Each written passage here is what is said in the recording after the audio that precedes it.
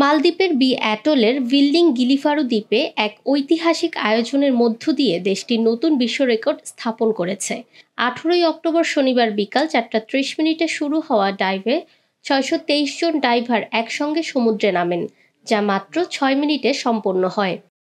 এই আয়োজনের মূল লক্ষ্য ছিল মালদ্বীপের ঐক্য, কমিউনিটি স্পিরিট এবং সামুদ্রিক জীববৈচিত্র্য সংরক্ষণের প্রতি অঙ্গীকারকে প্রকাশ করা। এই ইভেন্টে অংশ নেয় 15টি রিসর্ট এবং 13টি দ্বীপের ডাইভাররা, যা স্থানীয় কমিউনিটি এবং পর্যটন প্রতিষ্ঠানগুলোর সমন্বয়ের প্রতিফলন। ডাইভ শেষে ভিজিট মালদ্বীপ কর্তৃপক্ষ বি অ্যাটল কাউন্সিলকে সম্মাননা সনদ, ফলক ও ব্যাজ প্রদান করে। বি অ্যাটল ইউনেস্কো ঘোষিত একটি বায়োস্ফিয়ার রিজার্ভ, যা পরিবেশ বান্ধব পর্যটন এবং সমৃদ্ধ সামুদ্রিক জীববৈচিত্র্যের জন্য বিশ্বজুড়ে পরিচিত। এই বিশ্ব রেকর্ড মালদ্বীপের পর্যটন ও পরিবেশ সংরক্ষণের ক্ষেত্রে অঙ্গীকারকে নতুন মাত্রা দিয়েছে, পাশাপাশি দেশটির আন্তর্জাতিক পর্যটন খাতকে আরও প্রমোট করেছে।